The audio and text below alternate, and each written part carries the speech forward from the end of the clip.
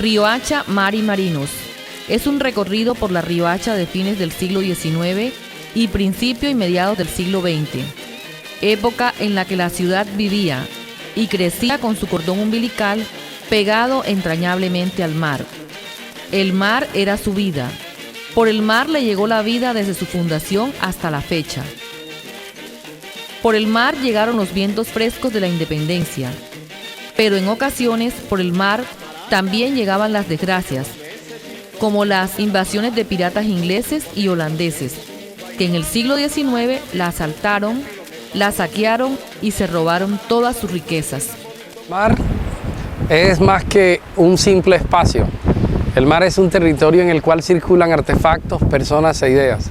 El nacimiento de Riohacha como ciudad se debió a una migración desde el Caribe, desde la isla de Cubagua hasta la península de La Guajira. Y desde allí los riohacheros migraron hasta Panamá, hasta la costa de las Perlas. Ha estado presente en la economía de la ciudad, una ciudad que no se abastece por tierra, sino fundamentalmente durante varios siglos por el mar. El mar fue importante en los nexos comerciales con Curazao, Aruba, Bonaire, Jamaica, Santo Domingo, todo el Caribe, y fue fundamental para la vida política y económica de la ciudad. A través del mar llegaron las ideas de la independencia, y no solo llegaron las mercancías, sino los migrantes, todas las personas. El mar ha sido fundamental para la configuración de la cultura riohachera. Recuperar esa memoria y esa valoración del mar es fundamental para una ciudad costera situada en una península que tiene una vinculación económica e histórica con el mar, y a través de todos los grupos sociales que hay en el territorio de La Guajira, los cuales tienen una propia concepción del mar. En esta dirección se observa con preocupación que la gente nueva, los hijos y los nietos de los grandes marinos riohacheros que se movieron audazmente por el mar y las islas del Caribe, los seguidores y herederos del olfato marino del gran almirante José Prudencio Padilla, son cada vez menos. Viven lejos del susurro de las olas o de las tormentas marinas, y hasta se teme por una lenta e inexorable extinción. El mar ha perdido importancia en el ideario de nuestra gente, en parte por un proceso de colombianización de La Guajira, que es una gran apertura terrestre hacia lo que es el centro del país y el resto del país, y por lo tanto un aislamiento de sus puertos marítimos, de sus puertos históricos, y por lo tanto los nexos que antes se tenían con el Caribe realmente se han intensificado más con el centro del país, un país andino y mediterráneo, un país central que poco valora la importancia del mar. Eso es lo que ha ocurrido. Y por otro lado, el mar no está en la política de nuestros gobernantes. Entonces el mar opera como un vacío en la mente de la dirigencia guajira. Y es entonces cuando el pensamiento, los sentimientos y el hacer de los riohacheros sensibles al crecimiento de su ciudad miran hacia la Universidad de La Guajira como el centro de estudios superiores que debe llevar de la mano el porvenir de los riohacheros y de su urbe. La universidad tiene un papel inmenso en la recuperación del mar. Sus programas tienen que acoplarse de alguna manera al hecho de que está situada en una península. Es casi una isla el departamento de La Guajira. Por lo tanto, tiene un mar que la rodea históricamente y tiene los recursos marinos unas grandes posibilidades en materia de innovación. Los bivalvos de La Guajira, las praderas marinas, la posibilidad de utilizar algas en todo sentido para los diferentes aprovechamientos económicos, los distintos ecosistemas marinos que tiene La Guajira, las potencialidades en materia de pesca y turismo, las posibilidades en materia de comunicación a través de la navegación marítima. El mar debe ser recuperado como un punto importante en la agenda social del departamento de La Guajira.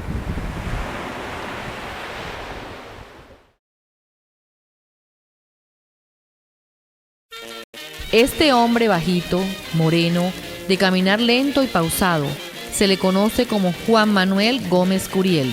es una mezcla de mestizo e indígena guayú, un riohachero nacido en los años 20 del siglo pasado. Lleva el mar en la sangre. Es un marino de toda la vida, hijo y nieto de marineros.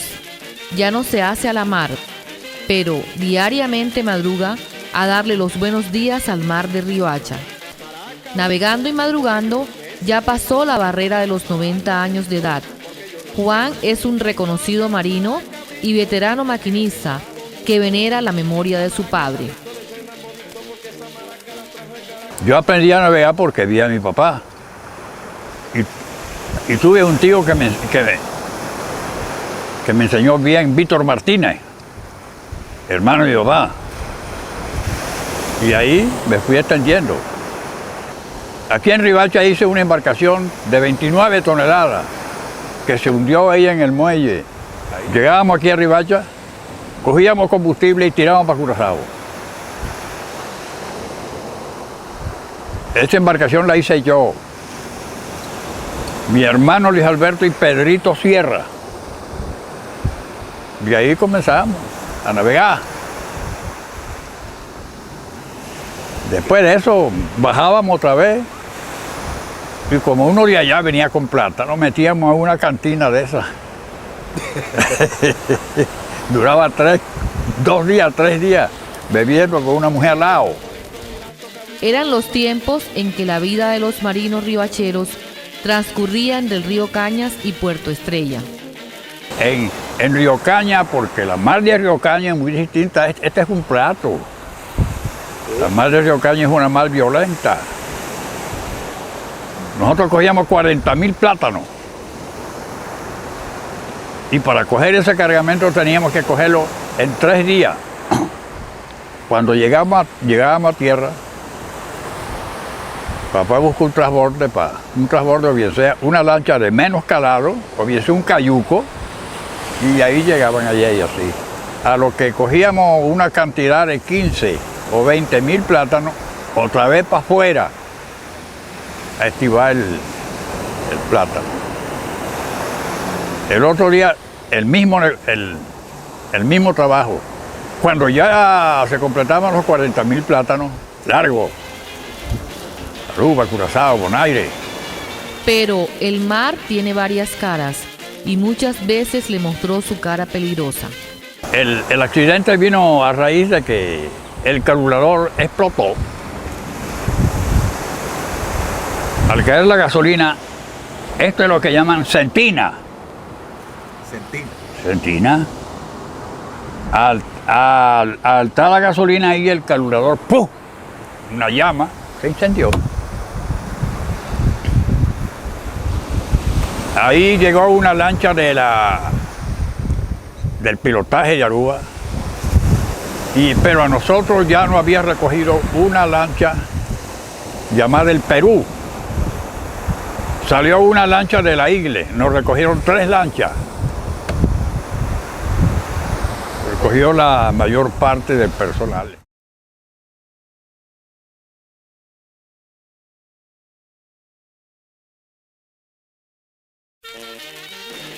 Él es Alejandro Pérez García, pero si usted lo busca por ese nombre no lo encuentra.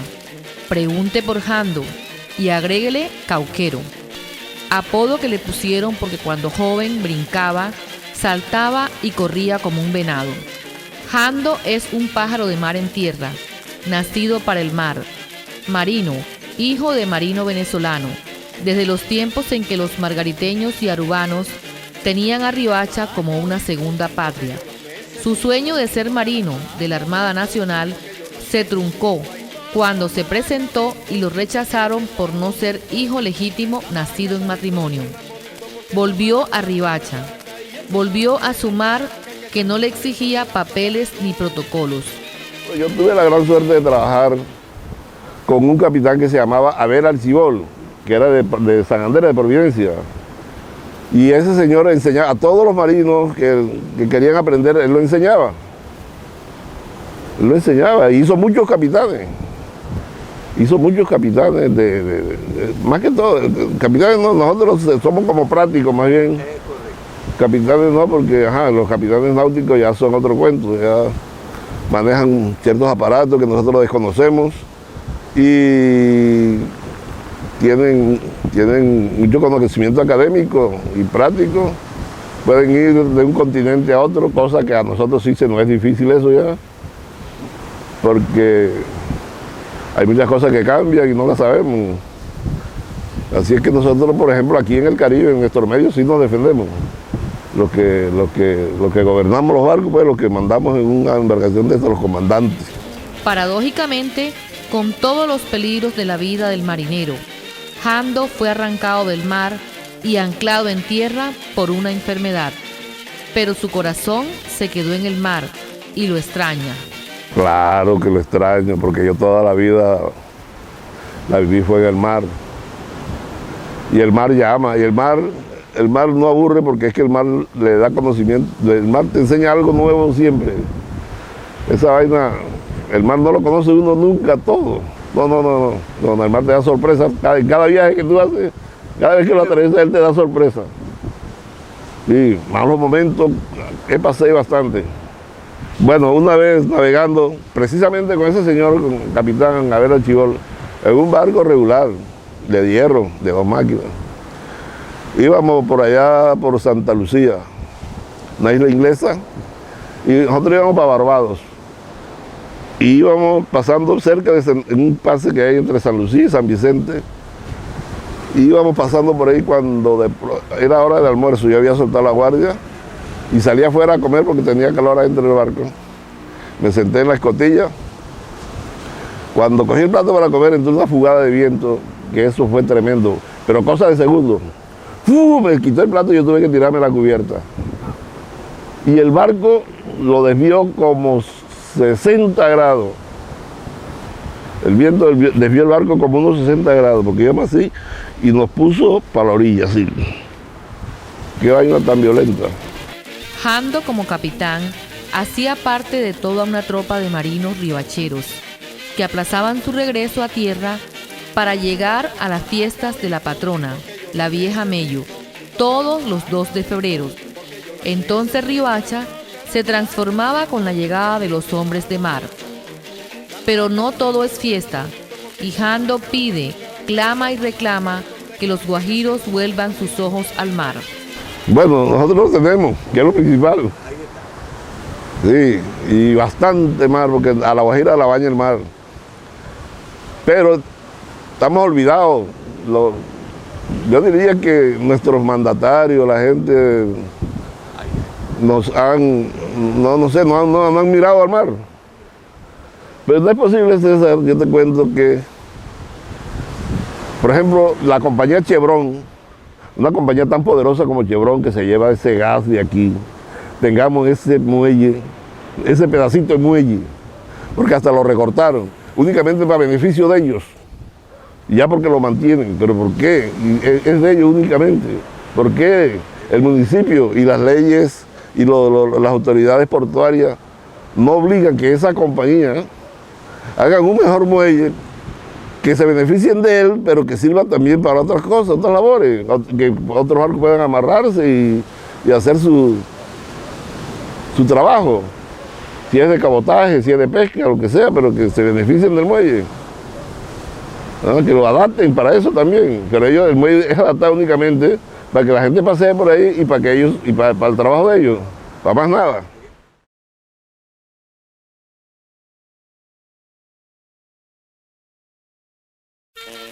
Antonio José Gómez Pinzón, el Mello Pinzón, es un típico lobo de mar, que se mueve mejor en el agua que en la tierra firme. Hijo de padre margariteño y madre guajira, nació en la Alta Guajira, en Puerto Estrella, y llegó a Riohacha muy niño, cuando sus padres decidieron radicarse en la capital guajira. Hizo su bachillerato en la Escuela Divina Pastora, pero pronto sintió el llamado del mar. Mi papá llegó y me dijo, ¿quieres navegar? Eso tú vas a aprender. Me montó en el barco, me fui con él por Aruba, ahí le cogí el soncito, el barco, toda la navegación. De ahí llegó y me dijo a mí, venga, para enseñar a gobernar. Y aprendí a gobernar por luceros, por compás, que en ese tiempo sí era capitán, sí éramos capitán, no hoy en día cualquier capitán. pues con esos GPS van y vienen. Pero el día que el GPS se le llega a dañar, ¿cómo hace ese capitán para pegar a tierra? Si únicamente sale con el GPS. En cambio uno no. Uno en aquel tiempo, en los años 68, 70, 76, navegábamos con compás y con estrella. Con eso viajábamos a Aruba, a Curazao, llevando chivo. De ahí pues comenzamos a viajar de allá para acá, de Aruba para acá, para La Guajira, con cigarrillos. A veces lo traía para Maicao. Y de aquí, de la Guajira, llevábamos para Aruba chivo, llevábamos cerdo, llevábamos queso, llevábamos, es decir, todo lo que era víveres. ¿De dónde le viene a los guajiros del litoral atlántico esa facilidad para aprender a navegar a la usanza del almirante José Prudencio Padilla? Un interrogante difícil de responder. Llegó el práctico y me enseñó, aquí está Aruba, aquí está el faro, aquí está la salida. ¿Tú cómo haces para salir de ahí? Yo llegué y le expliqué, yo cojo y salgo con 30 grados, salgo al faro, a la boya, le pongo mi rumbo. ¿Qué rumbo pone usted? Yo pongo 270, 2 horas. Luego cojo y le meto 240, 245 para llegar a Punta Espada. Llegó el señor de pilotaje, el práctico, comenzó a marcar y a ver en la carta. De aquí, de Punta Espada, ¿tú para dónde vas? No, yo cojo aquí a la vuelta para Jimarú. ¿Con qué rumbo llegas tú ahí? Con 235, 230. Pero Antonio José no solamente superó el aprendizaje de los misterios del mar y los vientos que separan a Riohacha de Aruba, sino que aprendió el lenguaje de los isleños. Cuando en eso le pregunto al jefe de migración, empapamiento. Ya yo hablaba el empapamiento, pero yo me la hacía de que no lo, correcto, de que yo no lo dominaba. En esto le dice el jefe al capitán de pilotaje del puerto, sí, mener, visame un coso. ¿Cómo va cuán sale cuelga de Quinan? Y yo me hacía el que no entendía nada. Llega y le dice el de pilotaje, le dice al jefe, sí, mener, vos está aquí, ¿no? El guy aquí es Sama Chabón y está capitán. ¿Vos te quieres con Polaga? Con Polaga. Va a jugar aquí tú de Cosco, ¿qué guy estás haciendo aquí? Está capitán. Vos está capitán está. Cuando en eso que yo me hacía el que no entendía perfectamente esa vaina, le dice el jefe de migración, si es capitán, es capitán. Es capitán porque ya me lo demostró. En eso llega y el jefe de migración me dice a mí, recuerdo yo, se llamaba Beto Cruz, Antonio José, venga, párese. Yo me paré, llegó el jefe de migración, cogió, me condecoró con la bandera de Aruba, una medalla, me felicitó, me abrazó y me dijo, eres capitán. De ahí llegó y le dijo al señor que nos fue a visitar al muelle de inmigración, se llamaba Harold, le dijo, hey Harold, vos estás aquí, ¿no? El guy aquí está John, pero está capitán. Le dije, te voy a decir en español, le dijo él a la inmigración, al que fue allá a pasar una lista, Harold, sí es verdad, es capitán porque ya me lo comprobó con el práctico del pilotaje, sí es capitán. Recíbalo que él es capitán.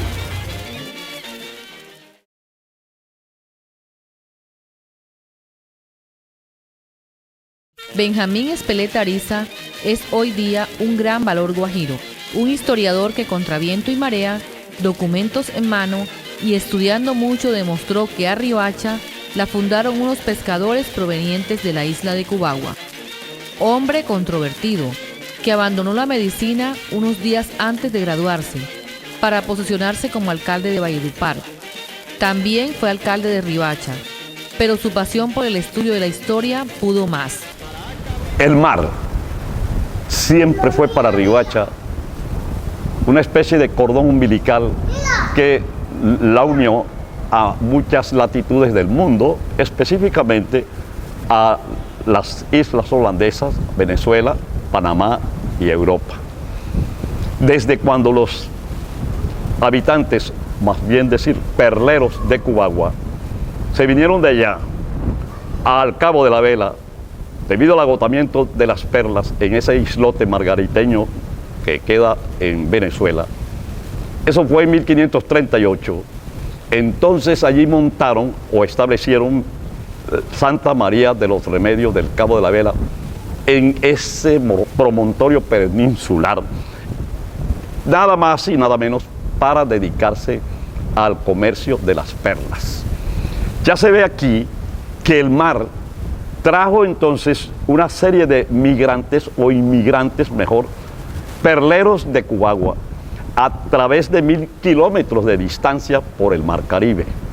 Ya el elemento esencial para la vida de estos vecinos cubagüenses que se asentaron en el Cabo de la Vela es el mar.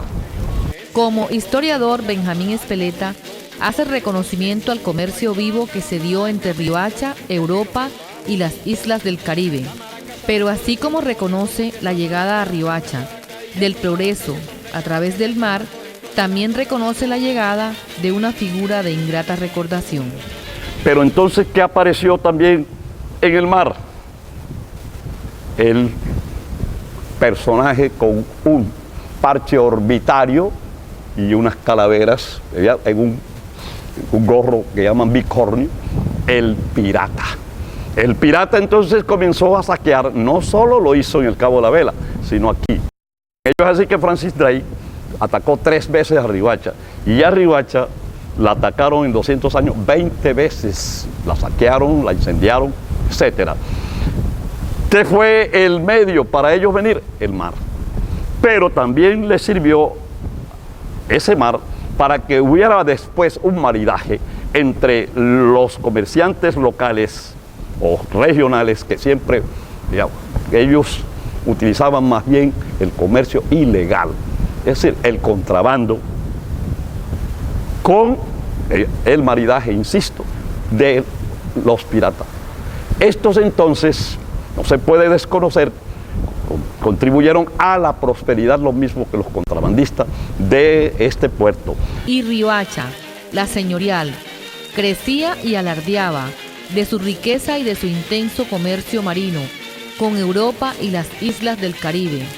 Entonces, en desarrollo de la Segunda Guerra Mundial, hubo varios sucesos que la marcaron y determinaron su decadencia como la reina de los mares. Pero en 1942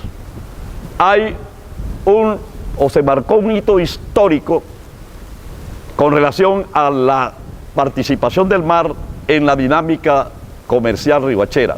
¿Por qué? Porque aquí se estaba enviando a las islas holandesas, principalmente Curazao y Aruba, una serie de productos, y el 16 de junio de ese año, 2 submarinos alemanes que estaban apostados allí en la bahía de Portete bombardearon y destruyeron el buque El Flora. Era un buque holandés, pero contratado por los norteamericanos para llevarle víveres allá al frente de África. Se estaba peleando contra Rommel. Entonces, al bombardearlo, lo hundieron aquí frente al Pájaro.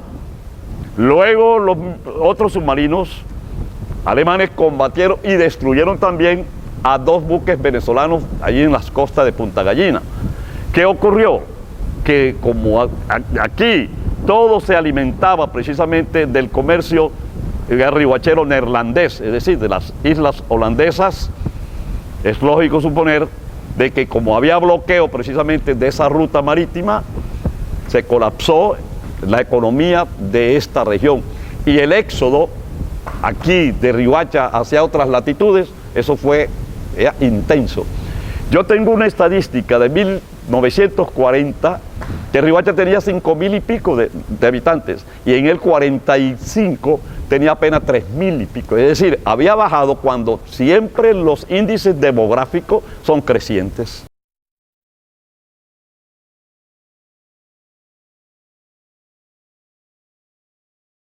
Y le llega el turno a la academia. Hace presencia la Universidad de La Guajira, con toda su carga de conocimientos y experiencias, aunque los resultados con referencia al mar no sean los mejores ni los más esperados. Claribel Ochoa Romero es riohachera y es antropóloga, estudiosa del devenir riohachero. Hoy se desempeña como vicerrectora académica de la Universidad de La Guajira y mira así el fenómeno del alejamiento del mar de las nuevas generaciones. Pienso que es un tema cultural que el guajiro no haya mirado al mar. Te comunicaba que si nosotros vamos a Dibuya, vamos a La Punta como pueblos muy periféricos, junticos también al mar, nos van a dar una idea de que la calle, lo que se debería llamar calle primera, son los patios de dichos pueblos. Aquí también se asumía, jocosamente pensamos que la generación, incluso la de uno, no logró acá en la Guajira saber nadar, tirarse cuando estábamos niños en el mar, porque nuestros padres también decían, no, veíamos al mar como peligroso. Algunos aventureros, y estos que tenían un contacto con Santa Marta, fueron aquellos marinos que se aventuraron y que acá, con motivo de la ruta del contrabando, fueron capitanes de barcos y a fin de que lo hicieron muy bien. La academia está empeñada, eso sí, en tener programas académicos que miren al mar. Tenemos acuicultura, por ejemplo, que son para aguas continentales, marinas, pero con la sorpresa de que es un programa que no es apetecido por nuestros estudiantes aquí en el departamento de La Guajira.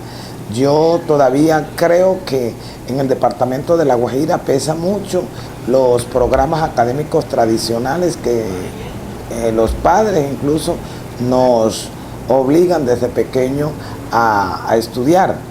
Pero acá, desde la Universidad de La Guajira, sí se están haciendo ingentes esfuerzos para que estos programas, para que miremos al mar. Aunque reducido el comercio con las islas, sigue vivo y los lazos comerciales se unen a los lazos culturales y familiares. Recuerde que, motivado por las diferentes guerras mundiales, algunos emigrantes se vinieron en primera instancia a Aruba, y de Aruba se vinieron a la península de La Guajira y aquí se asentaron con su familia. Todavía se recuerdan acá las lencerías, los comestibles que traían desde Aruba y los cuales eran muy apetecidos. A la sazón de esto, pues ha quedado como ese hilo, el gran comercio que tiene Maicao, que tiene su potencial dentro de las islas de Aruba, Curazao y la República de Panamá. Nos ha quedado, pero no es para nosotros extraño que las islas de Aruba desde pequeños y culturalmente hayamos tenido contacto. También hay muchos apellidos y creo que hay libros sobre eso, que han venido de las Antillas, de los holandeses, y hay hasta una sociedad sobre eso. El comercio con las Antillas, con Curazao y Aruba, Bonaire, no es una cosa desconocida para nosotros los guajiros y lo apreciamos mucho, y nosotros también contribuimos con ello. Por esa ruta del contrabando también se les llevaba y se les sigue llevando a ellos azúcar, café, se les llevaba también panela, y muy tardíamente en estos momentos se le están llevando ganado caprino en pie. Al final del recorrido, el mar de Riohacha sigue allí, paciente, esperando su reivindicación. Alejandro Pérez García, Jando, Juan Manuel Curiel y Antonio Gómez Pinzón, el Mello, sueñan con volver a sentir en sus cuerpos el abrazo del mar. Y las barcazas, nacidas para ser mecidas por las olas del mar, siguen varadas en tierra.